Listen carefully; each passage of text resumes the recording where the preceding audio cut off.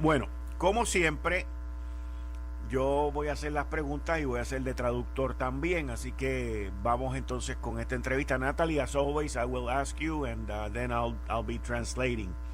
You already know the drill, so thank you very much.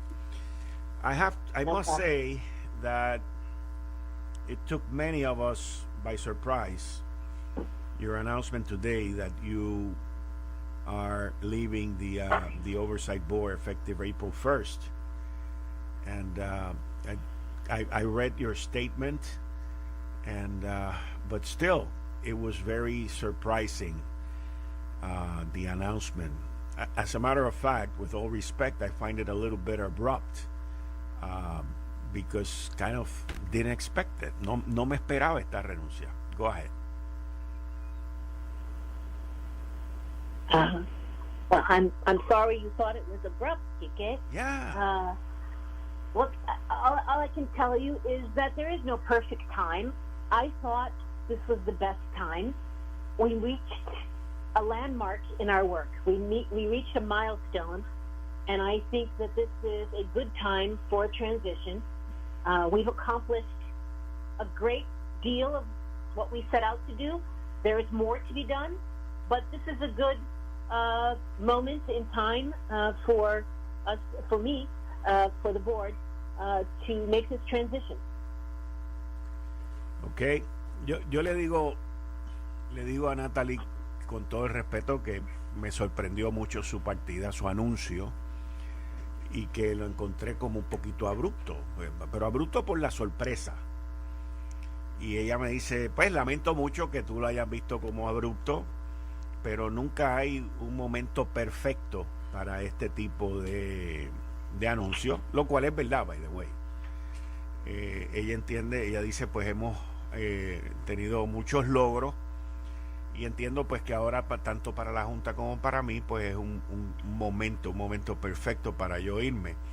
When you speak about transition, are you going to remain as a consultant after April 1st, or the person that will substitute you would have to already be there by April 1st and maybe do a transition in March? The board has just begun the process of looking for someone to become the new executive director. I don't know when and how that will, be completed. I will always be available to be of service if the timing is somehow beyond April 1st. I'm not going anywhere, Kike. I'm staying in Puerto Rico for now. My daughter is going to finish high school, and I'm going to enjoy Puerto Rico. Yo le pregunto a ella que si, como esto es dentro básicamente 60 días, si ellas, si ya tienen a la persona, si va a haber un periodo de transición, o si ella se va a quedar estando disponible como consultora para ese periodo de transición. Ella me dice que la Junta acaba de empezar el proceso de conseguir un sustituto, que ella se quede en Puerto Rico, que su hija va a terminar la escuela secundaria aquí, y que ella pues siempre va a estar disponible y en posición de ayudar cuando tenga que ayudar. Natalie, you've been here 5 years. Yes. In those 5 years, which one was your toughest, your worst moment, and which one was the best? En esos 5 años que Natalie Jaresko ha estado aquí, ¿cuál fue su peor momento, el más malo y el mejor? Go ahead.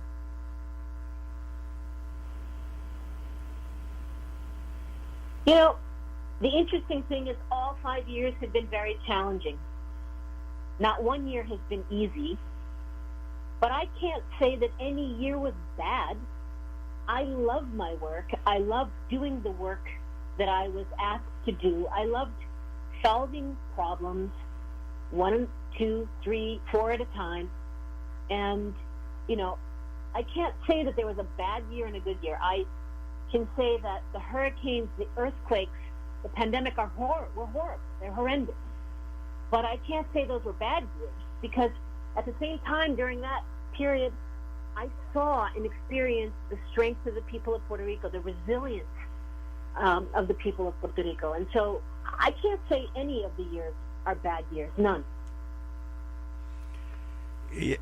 Yo le pregunto que en esos 5 años que ella estuvo, pues cuál fue el momento, el año, el peor, el mejor. Me dice, mira, no puedo decir que hubo uno bueno, uno malo. Fueron años de grandes retos, no fueron fáciles. Yo amo mi trabajo, amo resolver problemas. Los momentos de mayor reto fue después del huracán, los terremotos, pero no puedo decir que fueron momentos malos porque descubrí la resiliencia y esa energía y ese ímpetu de los puertorriqueños. Yeah, I had to make very difficult decisions, Kike, at times, and I can't say that making difficult decisions is enjoyable. Sometimes it's not, but they're necessary, they're required, and they got us to this point where we are now able to have a stable budget, increase salaries, invest in a pension reserve trust, invest in the police pension, something you know very well. Yeah. And you know, we've set up an emergency reserve fund. We're able to do all these things because of the hard decisions that we had to take in the past. Ella continúa, me dice, no puedo decir que las decisiones difíciles que tomé, pues tampoco fueron momentos malos, porque eran decisiones que habían que tomar y luego ver los resultados de que tenemos un presupuesto balanceado, de que hemos podido conseguir dinero para aumento de salario, para meterle dinero al sistema de pensiones de la policía, de los empleados públicos, un fondo de emergencia. Pues son muchos logros que hemos podido completar en estos 5 años. Were you ever frustrated by the political side of the island and some of the decisions and laws that they wanted to pass or they were able to pass, which they were not in tune with with being in bankruptcy? Le pregunto que si en algún momento se sintió frustrada por las leyes y las decisiones que el sector político tomaba cuando pasaban leyes y propuestas que no encajaban con una isla que estaba en quiebra. Go ahead. You know, Kike, I haven't met one Puerto Rican in 5 years that hasn't been frustrated at times with the elected officials. I don't know. That's a question that seems loaded. I don't know. No, it's not loaded. As a matter of fact, I love your answer. Yes, at times it's frustrating. Yes, there's no question. You know, we spent way too much time fighting in court, way too much money fighting in court, when many times the elected officials knew very well that the laws they were passing could not be paid for. They were making promises they could not keep. And that's unfortunate. But I'm very hopeful that, you know, that time is over and that, you know, we are in a time now where, you know, elected officials can, you know, say they want to be accountable, they want the oversight board gone, they want to control the finances. So they're going to be accountable, they're going to be responsible. I hope that that's the future of Puerto Rico. Le pregunto a Natalie si en algún momento se frustró con los políticos, con las decisiones que tomaban, con las leyes que pasaban. Ella me dice que todavía no ha conocido a un boricua, a un puertorriqueño que no haya estado frustrado con la clase política en Puerto Rico, y después me dice que mi pregunta era cargada y ahí es donde yo me echo a reír y le digo que no, que inclusive que me gusta la contestación. Me dice, mira, estos años fueron al principio muchas batallas legales, muchas promesas por parte de la clase política, muchas leyes que no se podían cumplir, muchas leyes que no se podían lograr, y que ella espera que luego de los controles y de todo este proceso, pues que la clase política se haga responsable del presupuesto, se haga responsable de sus gastos y que Puerto Rico pues eche hacia adelante.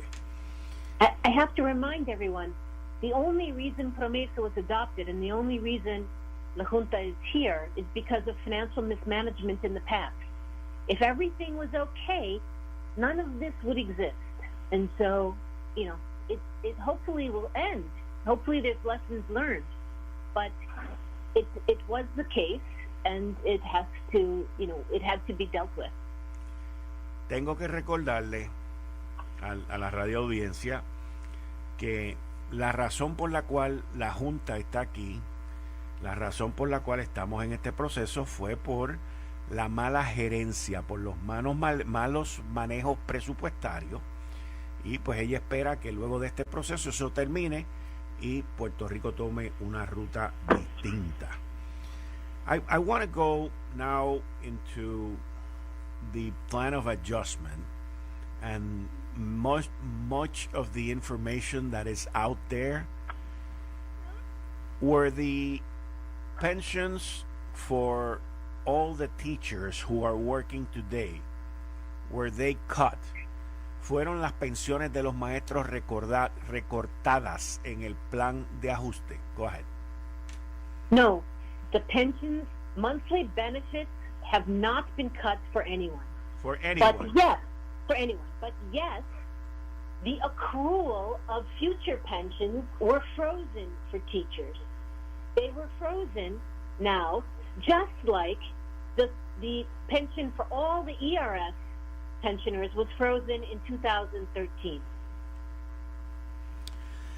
Le pregunto que si las pensiones de todos los maestros en Puerto Rico fueron recortadas.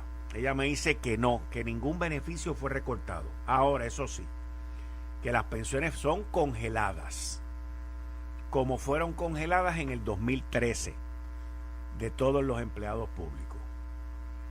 Cuando ella menciona la palabra accrual, es que esas pensiones no van a crecer, sino que se quedan con el valor que van a tener el 15 de marzo de este año. Is that correct? I mean, the pension benefit will be whatever they have accrued as of March 15, 2022. That's correct. So when a teacher retires 5 years from now, right, the teacher will have the benefits from the pension system, the government pension benefits. They will have the Social Security, and they will now have the 106 accounts with the monies from their paychecks that they're putting in to their 106 or defined contributions. So when they retire 10 years from now, 7 years from now, 5 years from now, they will have 3 sets of retirement income. The pension from the government, the Social Security from the federal government, and the 106 account. And again, that's the same as everyone in ERS. ERS was frozen, and those people have their frozen pension from the government, Social Security, and their 106 account. After I do the translation on this latest answer, I want you to explain to me and to everybody else what's the 106.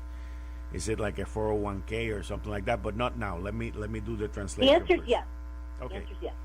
Ella me dice que lo que mencioné, de que sí, las pensiones están congeladas, no fueron recortadas, y se supone que el día de corte es el 15 de marzo del 2022. Y ella dice, cuando los maestros o cualquier otro empleado público se vaya a retirar, van a tener en su mayoría 3 áreas de ingreso. 1, la pensión. 2, el seguro social. Y 3, la 106, la cuenta 106, que es la pregunta que yo le hago ahora, que si la cuenta 106 es como si fuera un 401k, lo que nosotros conocemos como un 401k. Go ahead with the 106. The 106 account was set up by Law 106 and put in place in 2014 for everyone in the ERS, and now everyone in TRS and JRS, judicial judges system, will also have these, in essence, 401k accounts. That means employees get to manage the money themselves that they put into that account. Not the government holding it, not the government promising it. It's not a Sistema 2000 account that disappeared. It's real money in real accounts managed professionally, and the employee gets to make the determination how much risk they want to take and how they want to invest the money. Cuando usted escuche lo de 106, lo de 106, pues es como si fuera un 401k que fue establecido por la ley 106 del 2014 y es un sistema que también se utiliza como una cuenta de retiro, como si fuera un 401k y está activo desde el 2014. If by any chance 10 or 15 years from now Puerto Rico goes into bankruptcy again, and that's not the question. The question is, will, in a situation like that, pensions be secured versus this last bankruptcy? Well, in addition to what we've discussed, we also, in the plan, established a pension reserve trust. And we are funding the pension reserve trust every year for 10 years. So the first contribution in fiscal year 22, this fiscal year, will be about $1.4 billion. And that money goes to secure, as you say, future pensions. The fiscal plan last week had about $10 billion over 10 years going into the pension reserve trust. That means about 50% funding for the future pensions. We're going to go from today having zero. I want to be clear, we have 0% funded. We have zero set aside for our pensions today. And we're going to build a trust that goes from 0 to 50%. So that you're absolutely right. There is money for the future of those pensions set aside now. In the government, this is part of the plan. It is set aside securely. How much money on a yearly basis for 10 years? I'm sorry. About, on average, about $1 billion each year for 10 years. So $10 billion in 10 years. Wow. Yo le pregunto a Natalie Jaresko si en caso de que Puerto Rico vuelva a caer en otra quiebra de aquí a 10 o 15 años, ¿qué sucedería con las pensiones? Porque las pensiones en esta quiebra no estaban aseguradas y estaban propensas o estaban abiertas a que se recortaran, lo cual no ocurrió.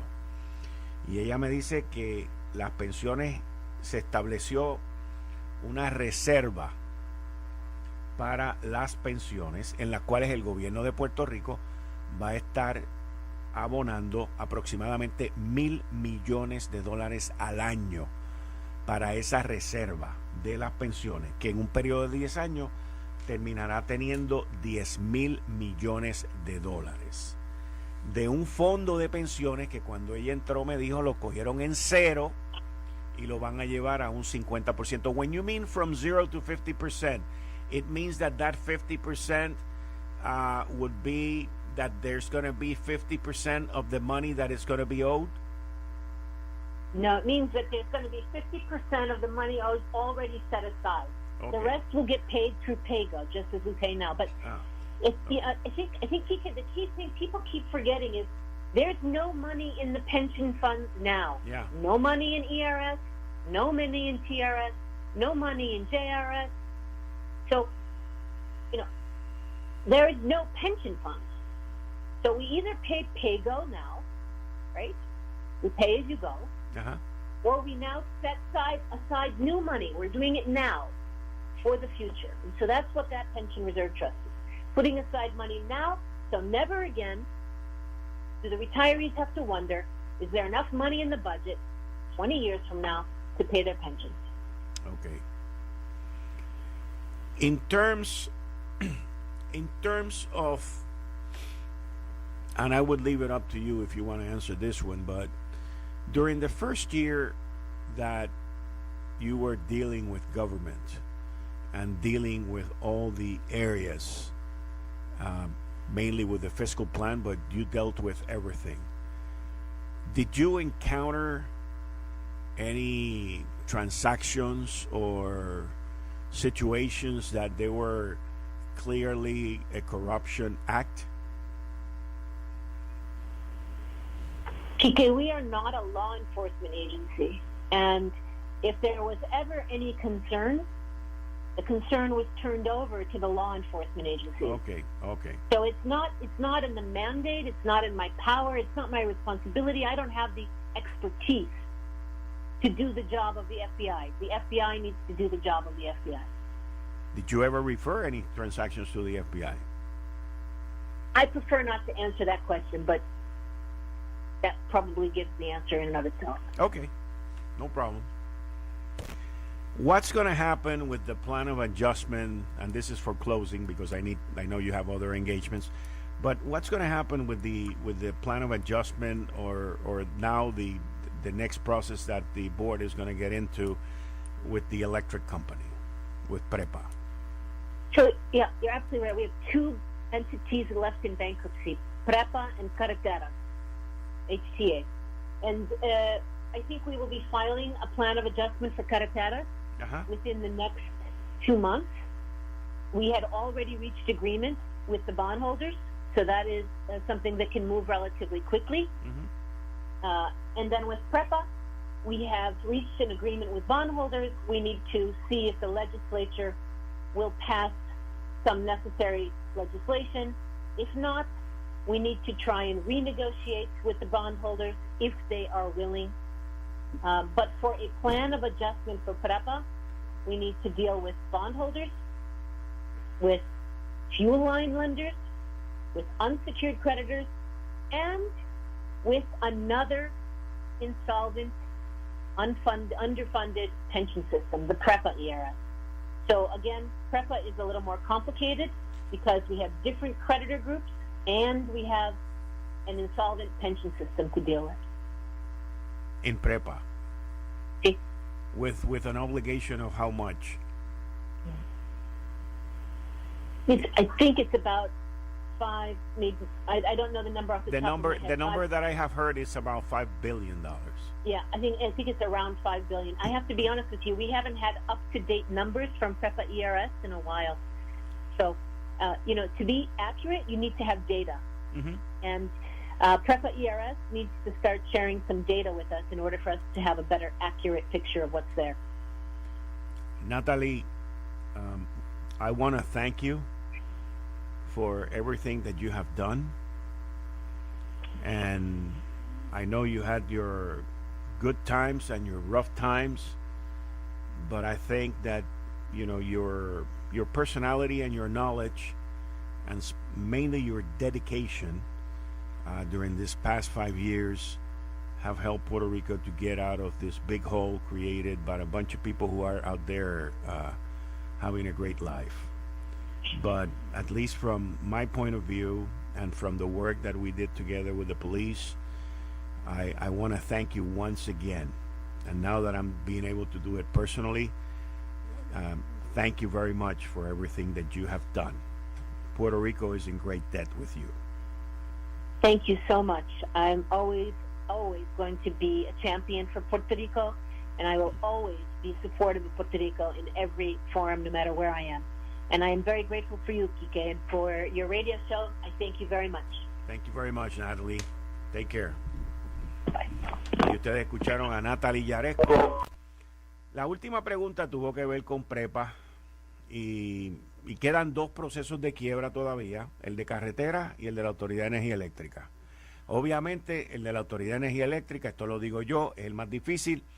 Ahí ese va a llevar un proceso legislativo que yo personalmente creo, no ella no me lo dijo, pero yo personalmente creo que la legislatura no lo va a aprobar. Eso obligaría a la Junta de Supervisión Fiscal a volver con los bonistas de la Autoridad de Energía Eléctrica a renegociar este acuerdo. Entiendo que es por tercera ocasión, pero ese es el que nadie quiere meterle mano. Eso lo estoy diciendo yo, no ella. Me dijo que el otro proceso de quiebra que falta es el de la Autoridad de Carretera, que ese ya está negociado con los bonistas y ese debe estar ya corriendo y aprobado en los próximos 2 meses. Al final le di las gracias a Natalie Jaresko por todo el trabajo y por todo lo que ella haya hecho. Esa es mi opinión y ese es mi sentir.